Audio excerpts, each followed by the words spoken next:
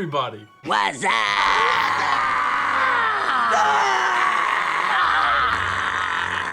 Welcome back to my channel.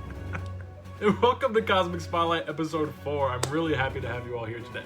Doing something a little bit different today that is also very passionate to me, very near and dear to my heart. Instead of spotlighting a comic book creator, artist, writer, comic book, even comic imprint, anything like that, we're doing a comic strip. First time for Evan Comics and for my channel.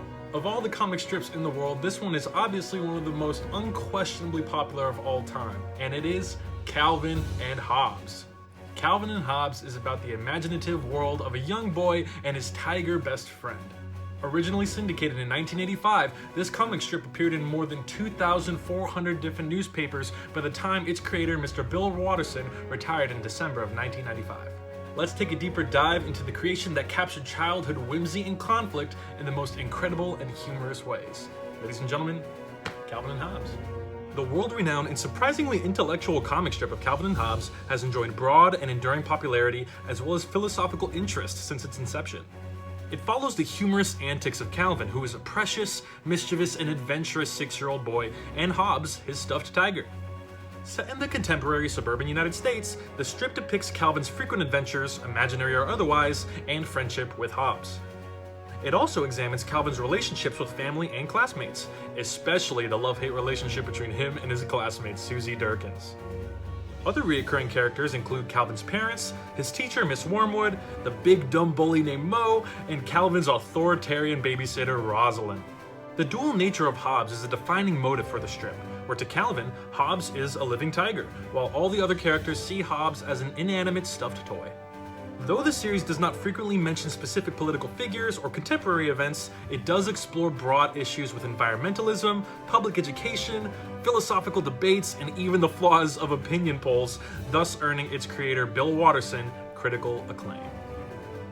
One of the most impressive things about Calvin and Hobbes to me is how, as opposed to other popular comic strips such as Peanuts and Garfield, this one exists solely as a comic strip or in comic strip collected editions. There is a complete and total lack of official product merchandising for this strip. This was intentional by Watterson, as he believed it is best to be enjoyed as it was originally intended, a comic.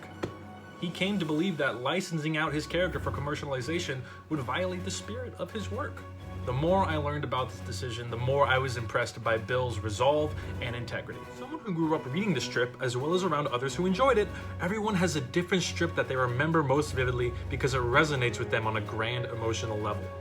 My personal favorite is from January of 1986, where the dynamic duo gets lost in the woods while scouting and turns to their key resource of comic books stuffed in Calvin's backpack for entertainment. It reminds me of when I was a Boy Scout and would frequently read and trade graphic novels out in the elements with my troop. If you want to read Calvin and Hobbes, there are 18 Calvin and Hobbes books published between 1987 and 1997. These include 11 collections which form a complete archive of newspaper strips. There are also 2 complete slipcase collections, one in hardcover and one in softcover. Years after its original newspaper run, Calvin and Hobbes has continued to exert passion in art, fandom, and popularity across the world. I would highly recommend watching the American documentary film Dear Mr. Watterson, released in 2013. It explores the impact of Calvin and Hobbes through interviews with authors, writers, curators, historians, and dozens of professional cartoonists. And now, before you guys leave, I have one thing in my personal collection that I want to show you. Oh my god, this thing's heavy! Here we go. The Calvin and Hobbes Complete Collected Edition in slipcase format in paperback. So the paperback version, as opposed to the hardcover one, collects them all in soft covers. So you have everything here that you could ever need Calvin and Hobbes wise. Let's take a little looky. Everything you need. Right there. All of it.